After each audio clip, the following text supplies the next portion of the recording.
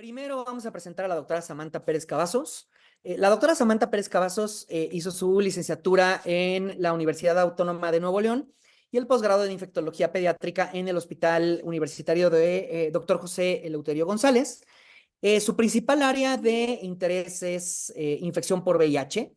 Es actualmente profesor de posgrado en infectología en el Hospital Universitario, justamente Dr. José Eleuterio González en Nuevo León. Y sobre todo, y aquí un comentario ya muy personal sobre la doctora Samantha Pérez Cavazos, es extraordinaria o fue extraordinaria residente y extraordinaria infectóloga pediatra, sobre todo con un amplio ya conocimiento, se está metiendo en VIH y sobre todo ahorita justamente infección por sífilis, sobre todo sífilis congénita. Entonces, es una joya escucharla hablar de este tema, por lo tanto, pues los dejo con la doctora Samantha. Sam, pues a aterrizar estos conceptos de una enfermedad reemergente que nos está preocupando prácticamente a toda la comunidad. Adelante, Sam, todos tuyos. Gracias, buenas noches a todos. Si me permiten compartir pantalla, por favor. Es que creo que estoy como anfitrión. Es correcto, ya está como anfitrión, doctora.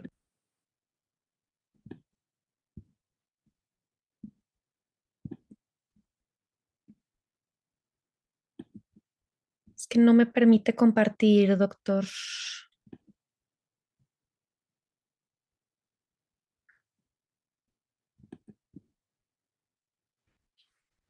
Listo. Ok, listo.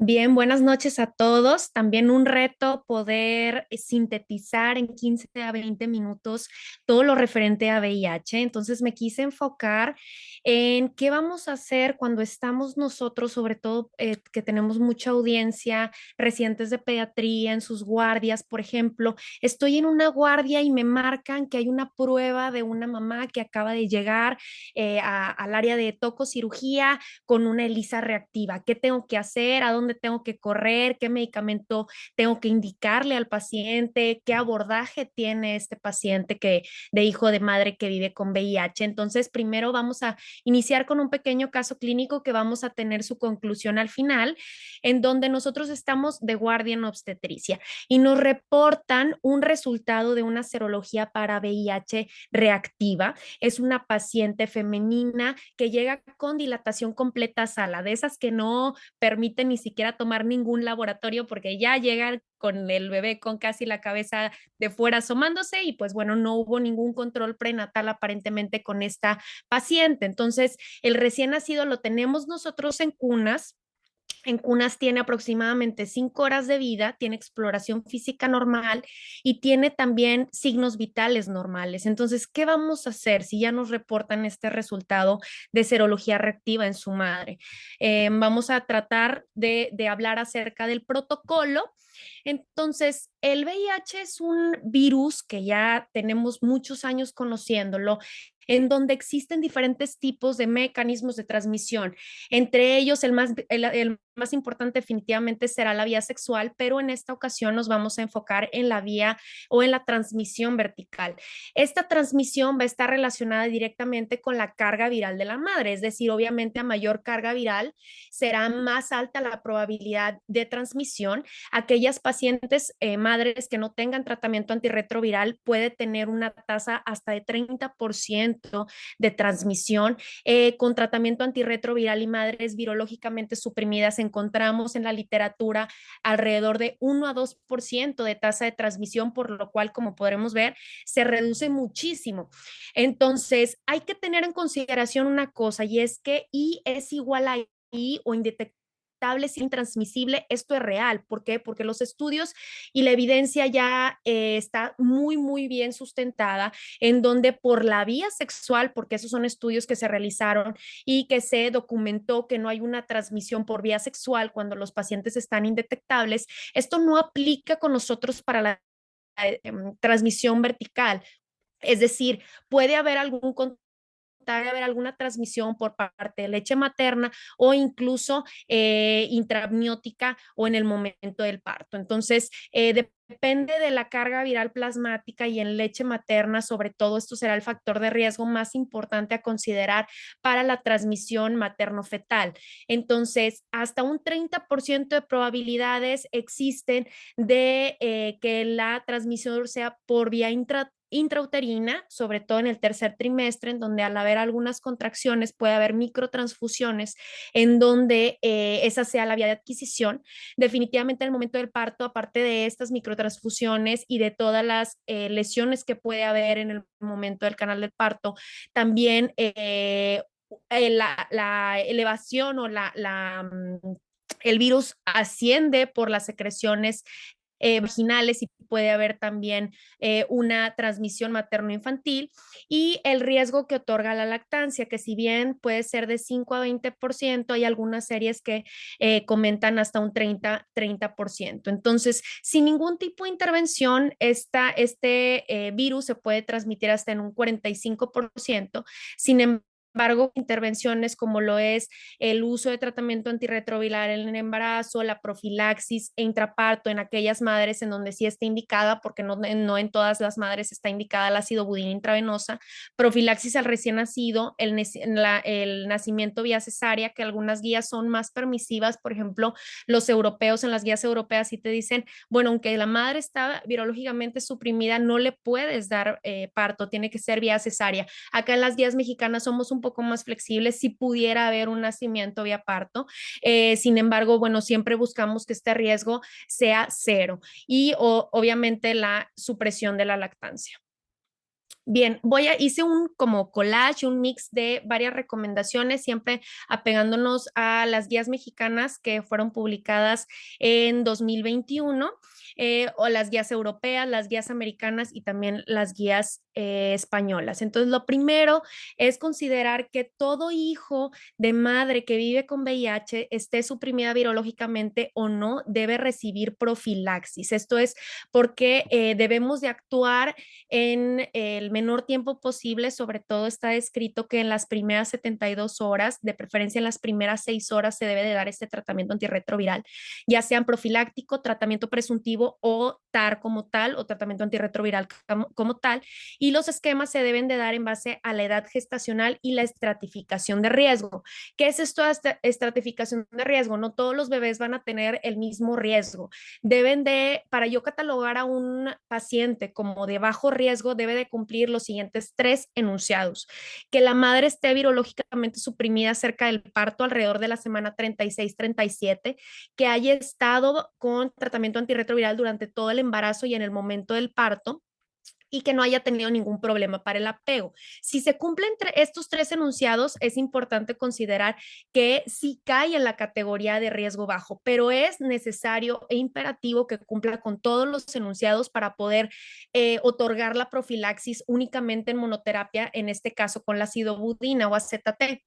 En caso de que no se cumpla con esto, no cumplamos con los 3 enunciados y cabe la posibilidad de todos estos cuadros que muestro aquí, de toda esta lista, que la madre no haya tenido tratamiento antirretroviral, que haya tenido un diagnóstico de tratamiento por encima de la semana 28, como en nuestro caso clínico, que se haya detectado propiamente ya en el área de obstetricia, el parto vaginal con madre con factores de riesgo, una madre que se conoce que vive con VIH, pero no tenemos una carga viral última durante ese seguimiento en el control prenatal, pues todos estos bebés nacerán con la categoría o se estratificarán como alto riesgo, y el tratamiento es diferente.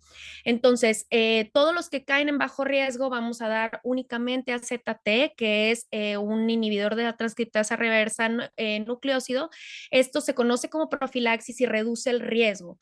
Sin embargo, en aquellos que caen en alto riesgo, como no los podemos descartar desde un inicio y tenemos que darles un seguimiento hasta confirmar o descartar la infección, se tiene que dar una terapia que se conoce como terapia presuntiva, que es prácticamente como si fuera un tratamiento a la vez que es una profilaxis para el VIH. Entonces, todos los chicos que caen en esta categoría de alto riesgo, pues tendrán que tener su terapia presuntiva, que estamos hablando alrededor de 4 a 6 semanas terapia. Y ya si tenemos más de 2 pruebas virológicas detectadas y este paciente sí es positivo y sí se confirma la infección por VIH, bueno, ya tendremos que emplear otras estrategias de tratamiento antirretroviral como tal, que no me voy a meter mucho en el tema. Lo que quería compartir con ustedes es cuál es el abordaje en el recién nacido expuesto. Entonces, para el recién nacido expuesto es mucho más sencillo que todos los tratamientos antirretrovirales que tenemos, que incluso pues ya hay moléculas nuevas,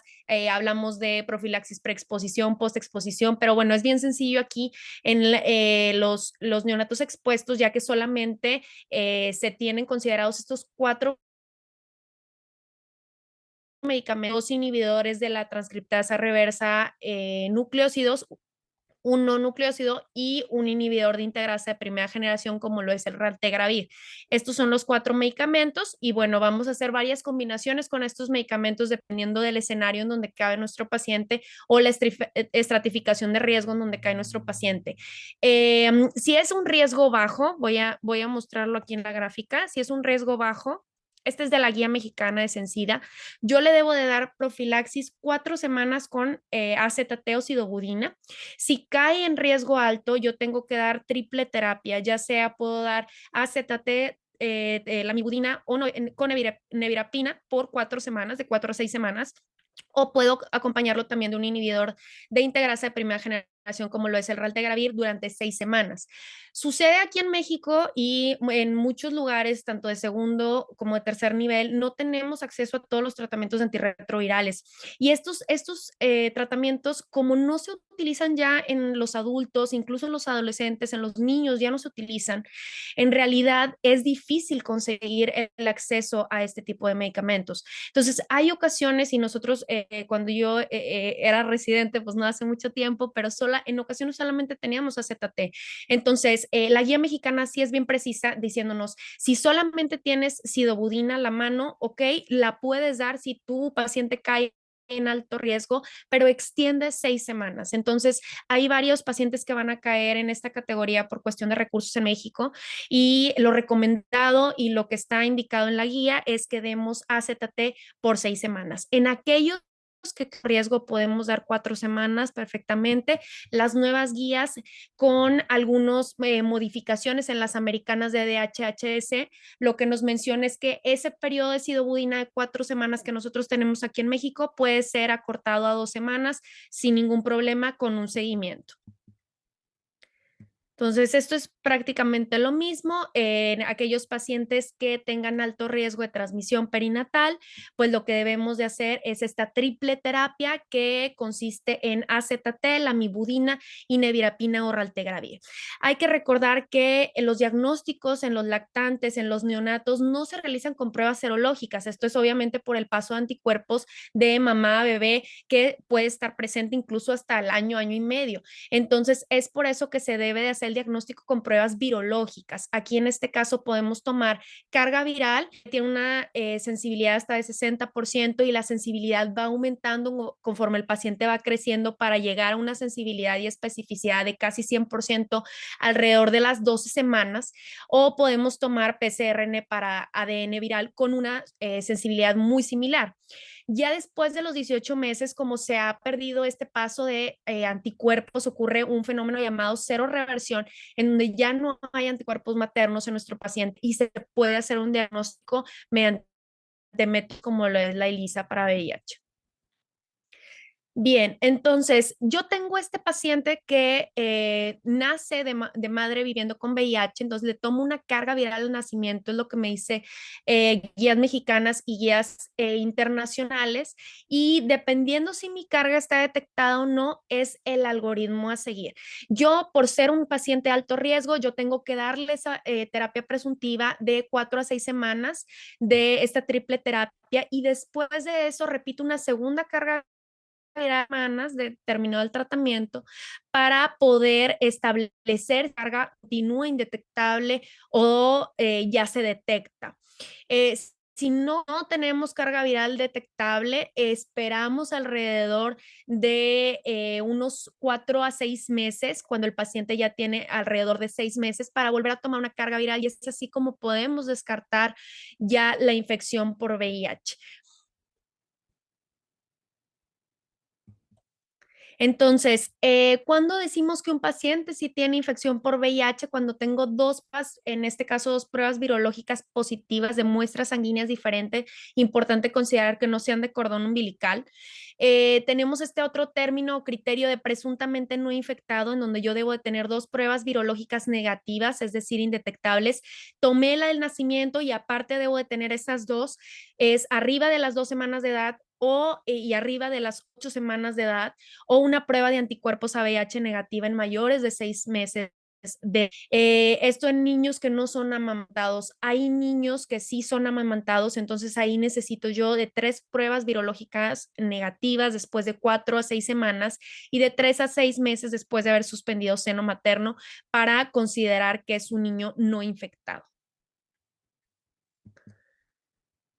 Entonces, existe ya al último, nada más quiero poner aquí un puntito en este término de serorevertor tardío. Hay alguna población muy pequeña, alrededor de 5 a 10%, que se considera que pierden sus anticuerpos maternos después de los 12 meses a los 18 meses por ahí. Entonces, en estos pacientes que se consideran como serorevertores tardíos, lo que tenemos que hacer es tomar una prueba hasta los 24 meses de edad. Tomamos una ELISA hasta los 24 meses de edad, que generalmente para considerar los serorevertores tardíos, pues sería ese el límite. Ahora, en el paciente, tanto que tiene bajo riesgo como alto riesgo, debemos de considerar el abordaje completo, como lo es carga viral, cuenta de conteos del linfocito CD4, biometría hemática, serología para hepatitis C, antígeno de superficie de hepatitis B, BDRL, examen general de orina y perfil bioquímico. Entonces, ¿cuál es el seguimiento del recién nacido y el lactante expuesto al virus de VIH? Bueno, todo lo que mencionábamos al nacimiento, este es lo que nos marca las guías mexicanas, a las 2 semanas volver a repetir esa carga viral, sobre todo, verificar las dosis de profilaxis, tomar una biometría hemática y de ahí pues prácticamente la carga viral vuelve a repetir de las 6 a 8 semanas para ya descartar la infección alrededor de los 4 a 6 meses. Entonces, ya para terminar, respecto a la lactancia, las tasas estimadas de transmisión de madre a hijo son de 14 a 25% en Europa y América y hasta un 45% en países en vías de desarrollo. Entonces, si le sumamos la lactancia, a el riesgo que otorga la transmisión por lactancia, estamos hablando de alrededor de un 20%. Entonces, lo recomendado aquí sí es que suspendamos la lactancia. En las guías americanas de AHH te menciones que, bueno, en algunos países, por ejemplo, que en donde el riesgo de desnutrición es mucho y las muertes por desnutrición existen, pues sí se puede otorgar, sobre todo en pacientes que estén virológicamente suprimidas, lactancia materna, pero en nuestro país no. La recomendación es que se ofrezcan fórmulas humanizadas, que se ofrezca la supresión de la lactancia en todo momento en las madres mexicanas. Y pues bueno, entonces vamos a concluir con nuestro caso clínico. Entonces serología reactiva, esta paciente, yo tengo a mi paciente en cunas, dijimos que esta profilaxis se debe de otorgar sobre todo en las primeras 6 horas de vida. Entonces, primero estratifico a mi paciente entró en una categoría de riesgo alto. ¿Por qué? Porque estoy ante una madre que diagnostiqué en el momento del parto. Obviamente esa madre se tiene que repetir otra prueba para poder confirmar el diagnóstico por VIH y no tengo una carga viral materna en este momento. Por lo tanto, yo debo de inferir que se trata de una paciente que está actualmente copiando y que probablemente el riesgo de transmisión pueda ser alto. Entonces, inicio la terapia presuntiva en las primeras 6 horas de vida, recordando que mi paciente tiene 5 horas, entonces estamos todavía a tiempo. El tratamiento, la terapia presuntiva va a consistir en una triple terapia con 2 medicamentos que son inhibidores de transcriptasa reversa nucleócido con un no nucleócido como es la nevirapina o raltegravir si tenemos a la mano. No tenemos aquí en México, existía formulado o granulado que es difícil de conseguir, entonces muchas de las veces hacemos únicamente terapias dobles o terapia como mencionábamos con AZT, aunque sea paciente alto riesgo, siempre que nos extendamos a 6 semanas. No tengo disponible, como mencionábamos, AZT por 6 semanas, que fue lo que ocurrió en este paciente. El abordaje neonatal, todo completo, lo que mencionábamos en los cuadros anteriores. Tenemos una carga viral no detectada en este paciente con una analítica normal. Sin embargo, en su protocolo diagnóstico y abordaje diagnóstico tiene un VDRL, que se trata de una prueba no treponémica reactiva con una dilución de 1,32, por lo cual pues también se inicia protocolo para sífilis congénita. Entonces, repetimos esta carga viral 2 semanas después de la terapia presuntiva y no se reconoció, no se documentó que tuviera carga viral detectable, entonces únicamente se dan medidas generales, la supresión de la lactancia, que es muy importante, y vamos a seguir a este paciente hasta descartar, en este caso a los 6 meses, ya ahora sí que descartar la infección por VIH. Y bueno, esto es todo por mi parte. Si hay alguna pregunta o duda, pues quedamos a la orden. Gracias. Muchas gracias, doctora Samantha. Como siempre, escucharla hablar de VIH, la verdad es que es un gusto y una forma tan bonita de poder resumir algo que parece muy complejo y usted lo hace ver tan fácil, ¿no? Entonces, gracias, Sam. Digo, por cuestiones de tiempo que ya estamos un poco atrasados, vamos a dejar incluir las preguntas al final y vamos a continuar con el temario. Y esto es, ahorita vamos a hablar sobre todo de una enfermedad que evidentemente es altamente prevalente, es altamente, pues digamos que la tenemos prácticamente en todos lados.